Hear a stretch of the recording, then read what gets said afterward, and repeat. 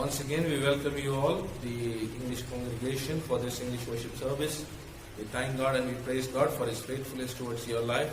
At this moment, we read a scripture portion and begin the service with prayer. Make a joyful shout to the Lord, all you lands. Serve the Lord with gladness. Come before His presence with singing. Know that the Lord, He is God. It is He who has made us and not we ourselves. We are His people and the sheep of His pasture. Enter into His gates with thanksgiving and into His courts with praise. Be thankful to Him and bless His name. For the Lord is good, His mercy is everlasting, and His truth endures to all generations. Shall we all look to the Lord in prayer? Eternal God, loving and living Heavenly Father, Lord, once again we thank You and we praise You for who You are and what You are. Lord, thank You for being our Father. Thank You for being our shepherd. Thank You for being our Creator. At this moment, Lord, we humble ourselves. And Lord, we want Your preeminence in this service. Lord, bless those who are watching this program. Lord, I pray that, Master, You would visit those houses. And Lord, I pray that, Master, You would bless them with Thy double portion of blessing. Lord, at this moment, we want You to bless each and every aspect of this service. Lord, once again, we commit ourselves into Your care, into Your hands. In Jesus' name we pray. Amen. Greetings in the matchless name of our dear Lord and Savior Jesus Christ.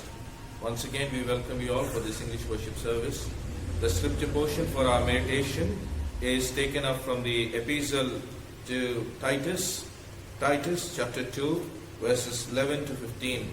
I repeat, Titus chapter 2, verses 11 to 15. Apostle Paul writing his letter to Titus, chapter 2, verses 11 to 15.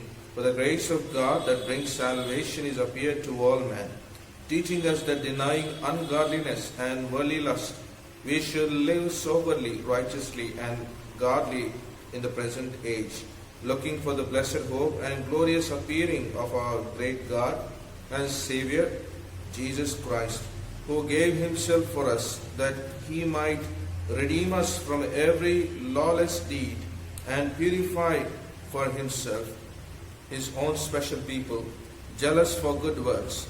Speak these things, exhort and rebuke with all authority. Let no one despise you. May God put His divine seal of His infallible word upon our hearts. Shall we all look to the Lord in prayer? Eternal God, loving and living Heavenly Father, Lord, once again we thank You for this day and thank You for this time. Thank You for redeeming us from our sins. Thank You for enabling us to be called as Your children.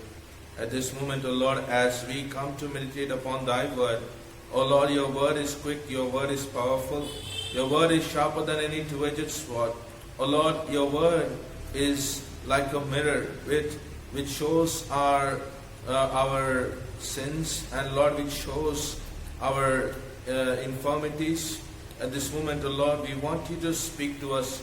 Lord, we want You to strengthen us. O Lord, we want You to cleanse us with Thy word, O Master. O Lord, Thy word is true. And Lord, we believe that, Lord, Your word can bring change in our life. At this moment, O Lord, I pray for the hearers. Lord, I pray that, Master, You would be with them. Lord, I pray that, Master, You would bless them abundantly. And Lord, I pray that, Master, You would use them in a way that, Lord, Your name be glorified. Lord, I pray for this feeble preacher. Bless my feeble instrumentality. Use me for Your glory.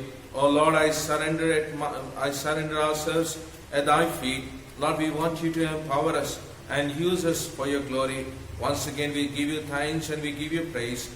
Lead us, guide us, and Lord, let Your preeminence be with us. In Jesus' name we pray. Amen. Apostle Paul was writing this letter to a young preacher or a young pastor who was pastoring at the church at Crete. He was writing this letter, whereas Titus would take the advice of Peter and lead the church in a way that God would be glorified. We see that Paul is advising the most reliable helper in his ministry, and Paul, who has brought up, who has nourished Titus in his spiritual nature, and whereas God has helped him to overcome every storm and every situation. My friends, if you want to know about Titus, we see that Titus was one of the close asset of Paul. in his missionary journey. When he was pastoring at this church, Paul is giving this instruction to Titus. If you are a theological student, if you go to a Bible seminary, the first Timothy and the second Timothy, the two epistles of Timothy and the epistle to Titus are known as pastoral epistle. These epistles teach us how a pastor should behave, how a pastor should live, how a pastor should equip himself, whereas God would be glorified through his lifestyle. As we look into this epistle, we see that Apostle Paul is talking about the doctrines in the church, and he's also giving an instruction that if you make yourself, or if you dedicate yourself for the services of God, the qualification and the qualities, what God is looking in a preacher, in a pastor, in an elder, is found in this epistle, my friends. It is not just that we have a good education. It is not just that we are a good orators. It is all about the moral standards, a right living before God. God is looking for people who will fear Him and who will walk according to His ways. Paul is reminding this young preacher that when you have the intents, when you are eager to learn the Word of God, when you are interested in the service of God, you need to equip with certain qualities, with certain advices, what Paul is reminding to Titus, my friends. And as we come to chapter 2, he's particularly talking about the grace of God, the grace of God in our life. He's talking about that agape love. When we talk about grace, my friends, it is all about, it speaks about the unmerited favor towards our life, the undeserved love towards our life, my friends. We see that the God of the Supreme, the Creator, the Sustainer, the God who has led the man in a way that he should be glorified and the man would be qualified before God. We see that the God, the Eternal, the Supreme One, has shown favor towards the lost mankind, my friends. When we look into the book of Genesis, we see Adam sinned in the presence of God, and we see Adam was cast out from the Garden of Eden. We also see that God has shown favor towards man, through Lord Jesus Christ, my friends. The Bible reminds us the first Adam failed. The first Adam failed, and through the first Adam we have death. Through the first Adam we have death. But through the second Adam is from above, Lord Jesus Christ, with whom we have the eternal life, my friends.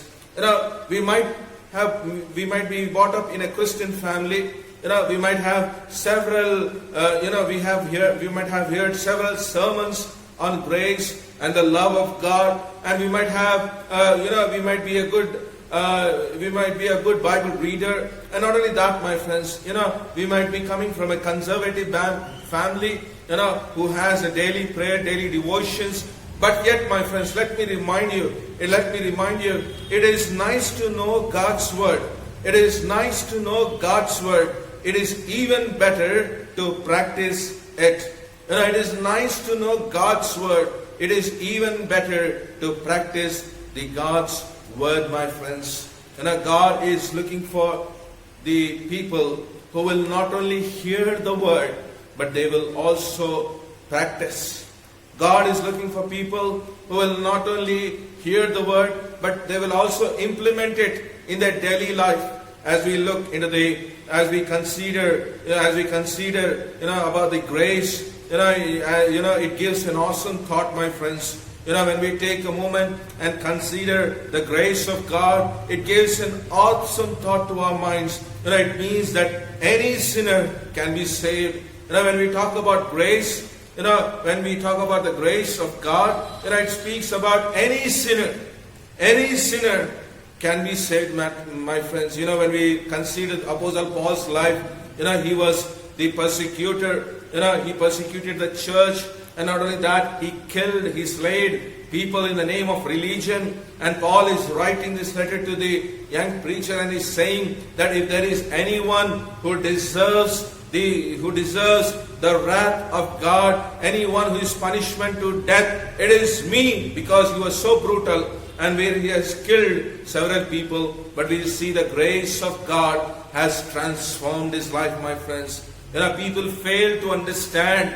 People fail to understand the grace and the salvation of God, my friends. It is available to all, through grace. Everyone can be saved. The only thing we have to do is put our trust in Lord Jesus Christ and accept Him as our Savior, my friends. When we consider about grace, it means that any sinner can be saved. Not only that, my friends, when we consider about grace, any storm can be weathered. Any storm can be weathered. When we see Apostle Paul, when he was writing his letter to 2 Corinthians chapter 12, Paul was reminding that I am praying thrice in the presence of God, whereas God could remove the thorn in my flesh.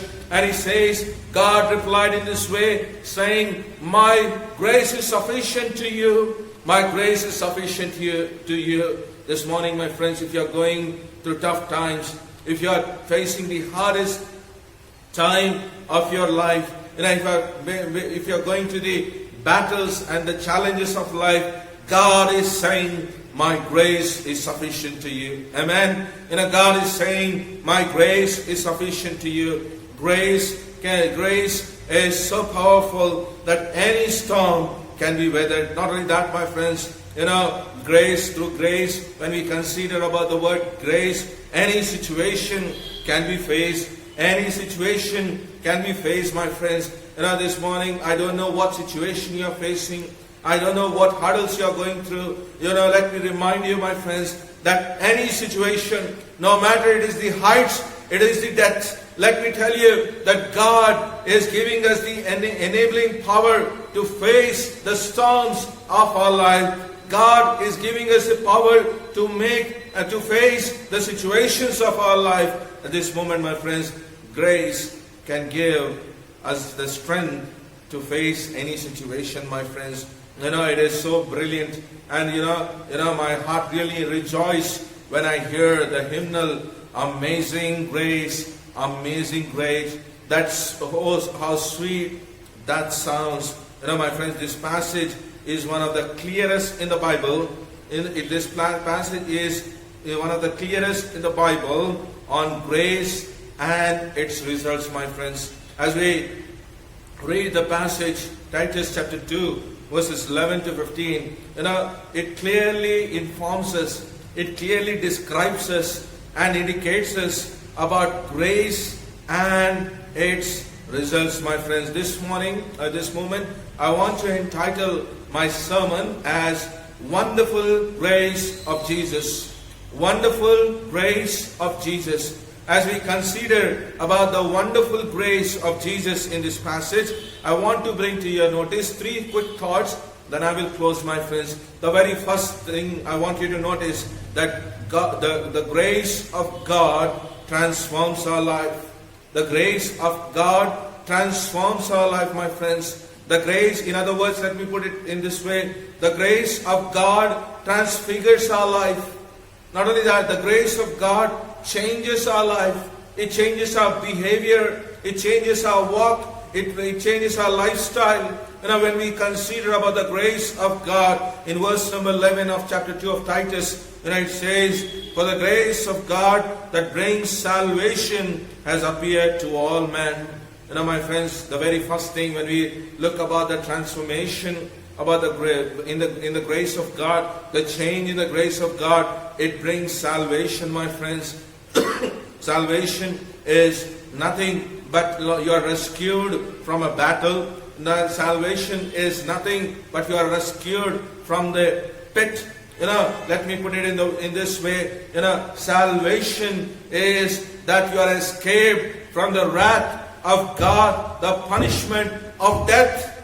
This moment, my friends, I want you to understand that, when we look about the transformation in our lives, it is only through grace, and grace brings salvation, my friends. It transforms our life.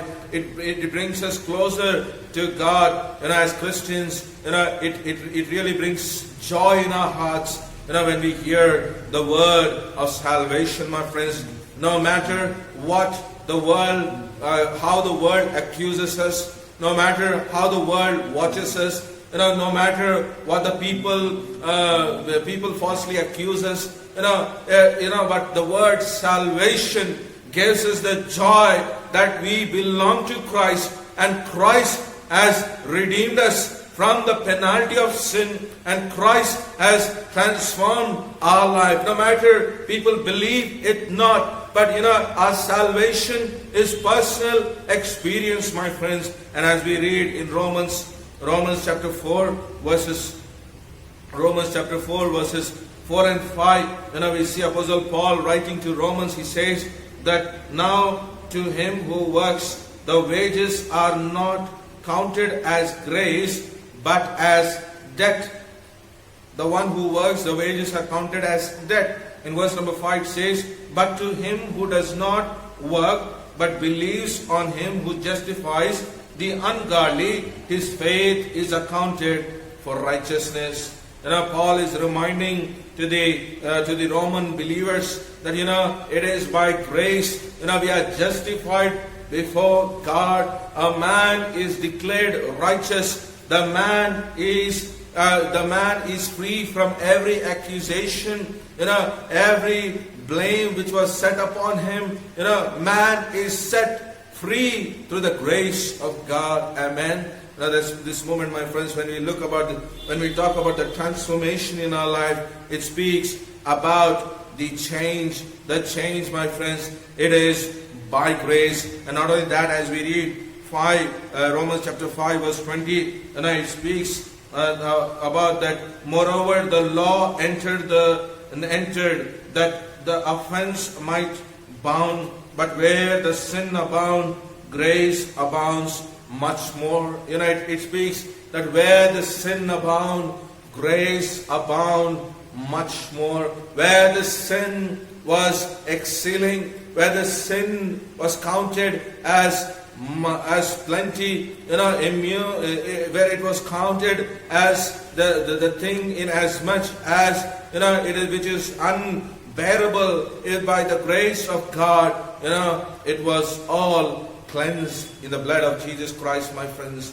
Salvation has brought us closer to God, my friends. Not only that, my friends, salvation means that a Christian has been cleansed by the blood of our Lord and Savior Jesus Christ. That's what we see in Titus chapter 2 verse 14. We see it says that who gave himself for us, that he might redeem us from every lawless deeds and purify us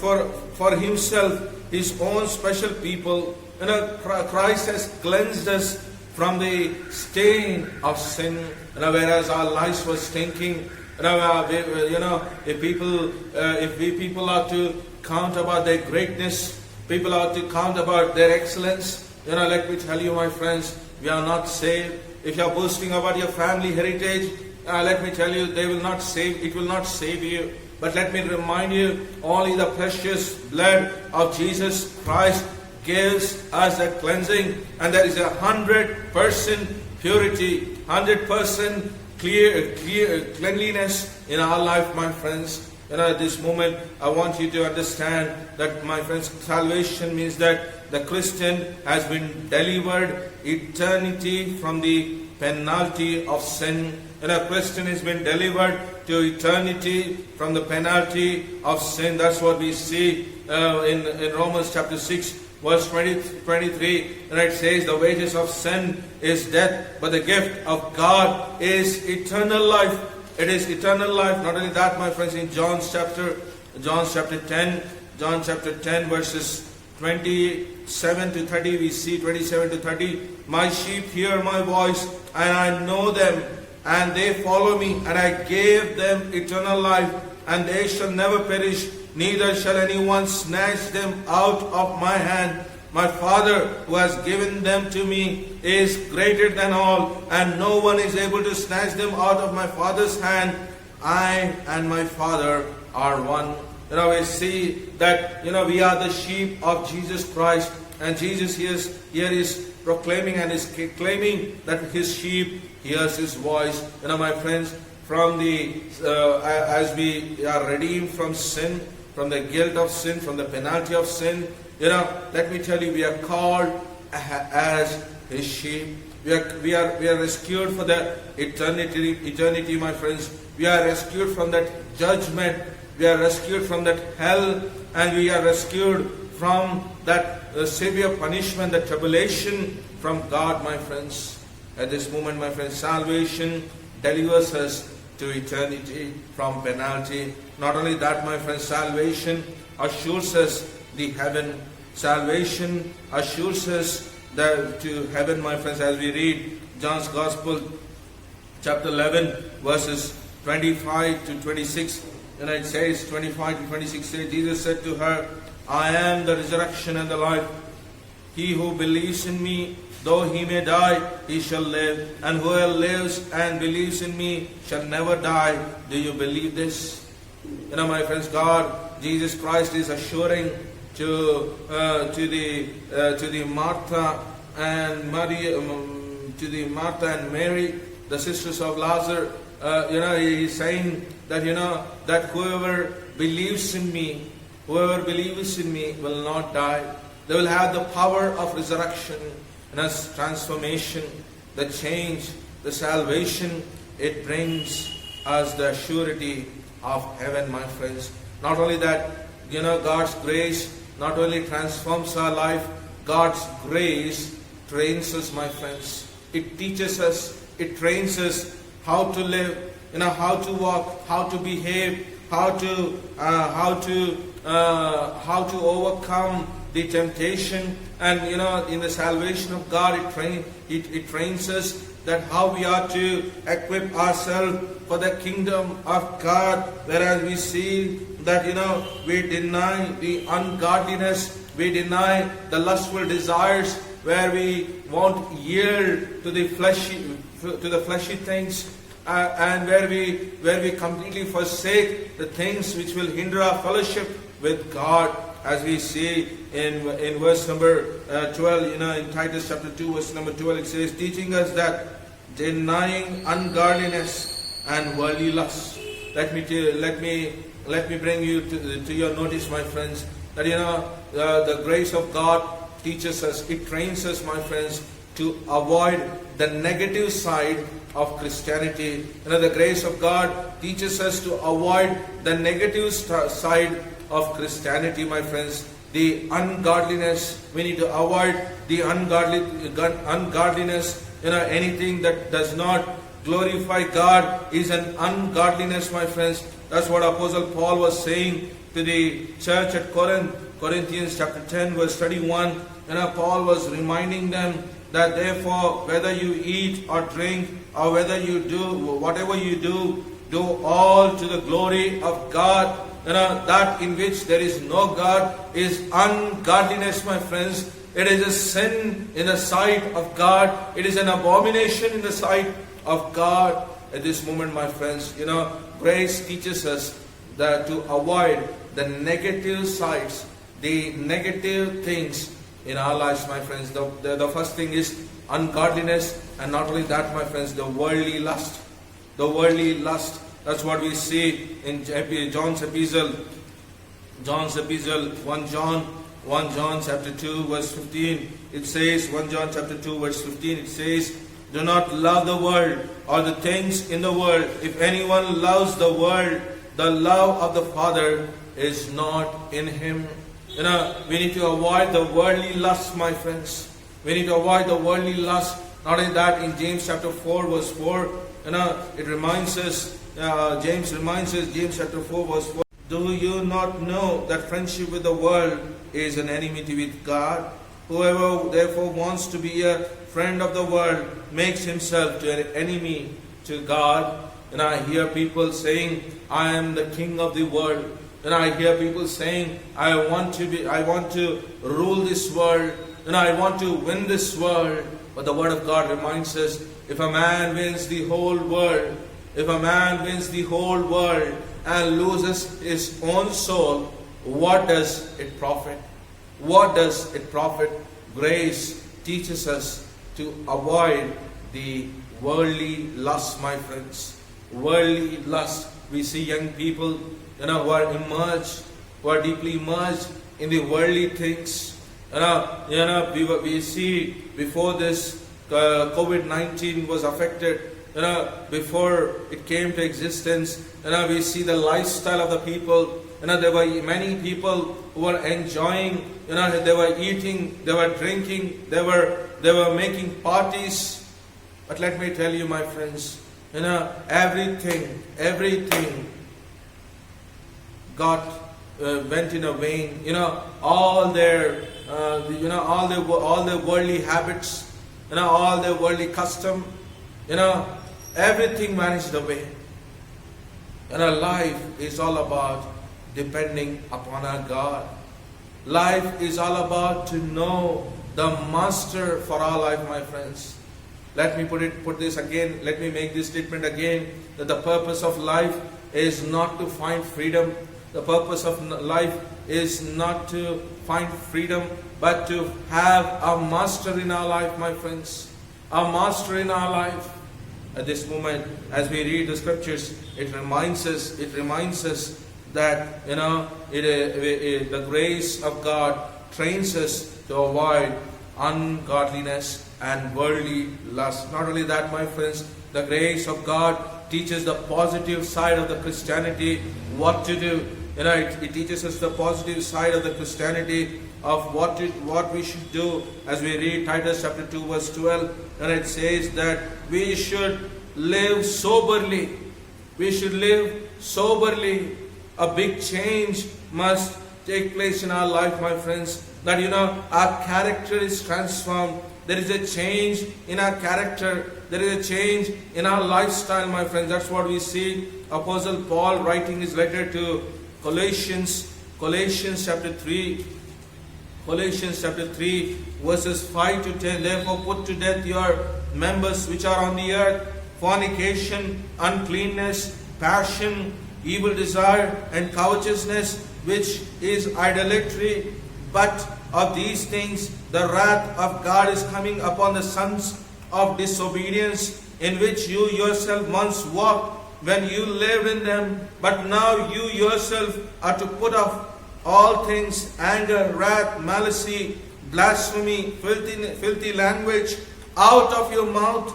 Do not lie to one another, since you have put off the old man with its deeds, and have put the new man, who is renewed in the knowledge according to the image of him who created him. My friends, let me tell you that the grace of God teaches the positive side of Christianity, that we need to live soberly, my friends. Soberly. Let me tell you what Corinthians chapter 2 verse 5 verse 17. 2 Corinthians chapter 5 verse 17, it says that if there is anyone who is in Christ, he is a new creature. Amen. If there is anyone who is in Christ, he is a new creature. Christ won't count our past, but Christ has transformed, is forgiven, and has made us new, and He trains us every day in our life. My friends, let me tell you that we come under the guidance of God. Let me come under the subjection of God, whereas God would lead us in a safe manner, and whereas God would teach us what to avoid and what to practice. Paul is reminding to Timothy that he had to practice soberly. Not only that, my friends, we need to practice righteousness. Righteousness soberly is something that we practice inside, which is that we have a transformation, we have a change inside. But when we talk about righteousness, it's all about our fellowship with our fellow brothers, my friends. It speaks about our fellowship with our fellow brothers, that our methods towards our brothers be righteous, our motives towards our brothers, be righteous. My friends, let me tell you, your reputation, what people think you are, not always true. My friends, your reputation, what people think you are, is not always true, my friends. And let me remind you that that we see in the men of God in the Bible, they were having a righteous fellowship with God, and they were having a righteous fellowship with a fellow brethren, my friends. My friends, we need to practice righteousness. Grace teaches us righteousness, my friends. Not only that, grace teaches us godliness. Grace teaches us godliness. That's what we see in Titus chapter 2 verse 12. It says that godly in the present age, that we need to live godly in the present age. Now we see Jeremiah. Jeremiah was given one of the difficult tasks to preach in the midst of a people who was so rebellious in the sight of God. We see people have persecuted for after hearing the sermons, after hearing the message of Jeremiah. We see that Jeremiah was faithful in his work which God has assigned him. But even though he has gone through the persecution, even though he was thrown in a pit, in a well, but yet Jeremiah was faithful in the sight of God. It teaches us that we need to live godly, my friends. We need to live godly. Not only that, my friend, grace will teach us how to live. Grace will teach us how to live, and we are glad that God is present with His little children. My friends, through grace, God is present with us. Not only that, my friends, we learned about grace transforms us, grace trains us. Not only that, thirdly and finally, grace transfers us, my friends. Grace transfers us.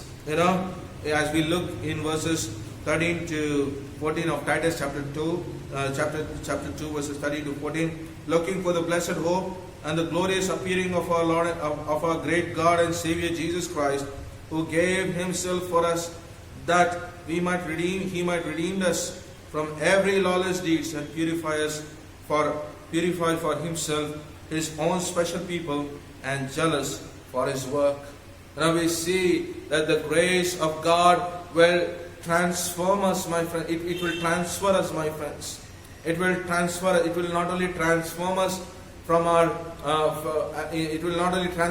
inner nature, but it will also transfer us, my friends. As believers, we are looking at that blessed hope that one day Christ would come in the midst of the year, and whereas Christ would take His bride, the church, and we see that we are looking for the blessed appearance of Lord and waiting for that rapture to happen.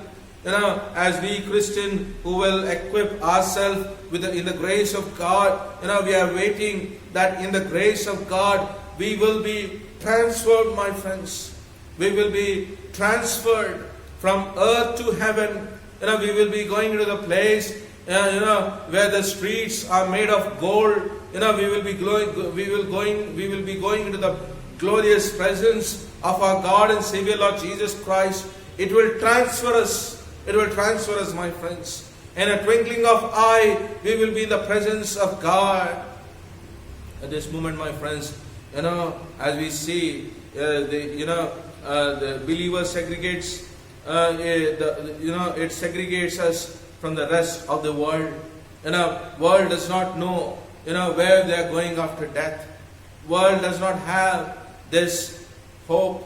They does not wait upon Lord Jesus Christ. But praise God that we have a blessed hope that one day we will be shifted. We will be transformed.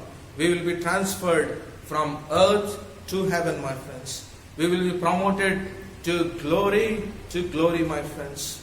That will be the agape love of our God, which will cause us to look in Christ, my friends, as we see the coming of Jesus Christ in Thessalonians. 1 Thessalonians chapter 4 verse 13 to 18, we see that with the twinkling of eye we will be transformed, we will be changed, and we will be transferred from earth to heaven. Not only that, when we read the book of Revelation chapter 22 verse 20, it reminds us the climax of our Christian life, my friends. It reminds us the climax of our Christian life as we read Revelation chapter 22 verse 20. It says, "He who testifies to these things says, surely I am coming quickly.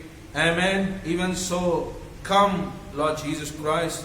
Lord Jesus is promising us that, that surely He is coming quickly. This is the last promise of Jesus Christ, that He is coming quickly.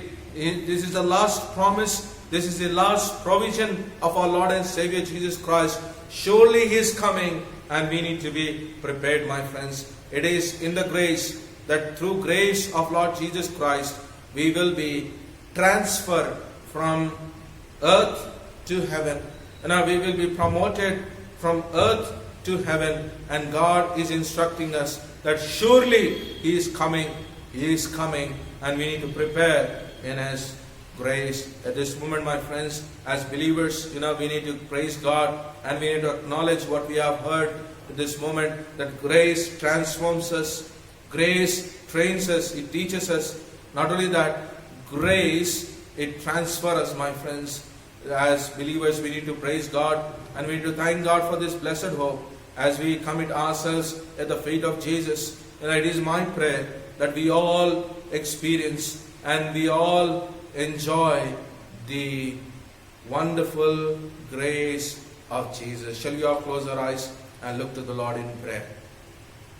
Eternal God, loving and living Heavenly Father, Lord, we thank You for this blessed hope which we have in Your Son and our Savior, Lord Jesus Christ. Lord, we thank You for that wonderful grace which teaches us how to live and what to avoid. Lord, help us to acknowledge You every day, every moment in our life. Help us to yield to Your will. Help us to yield to Your Spirit. Lord, as we witness that, Lord, Your coming is quick. Your coming is for sure. Lord, help us to equip ourselves. Lord, help us to prepare ourselves.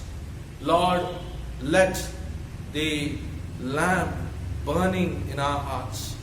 Oh Lord, we want You to fill us with that oil, whereas our lamps will be burning, and Lord, whereas we will be prepared for Your coming.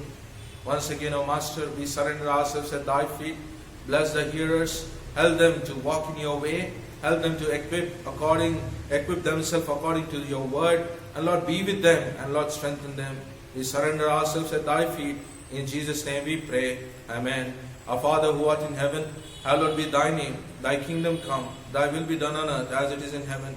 Give us this day our daily bread. Forgive our trespasses as we forgive those who trespass against us. Lead us not into temptation, but deliver us from evil. For Thine is the kingdom, the power, and the glory, forever and ever. Now the grace of our Lord and Savior Jesus Christ, love of the Father, and the sweet communion of the Holy Spirit rest and abide with us, especially with the English congregation, now and forever. Amen. Thank you. God bless you.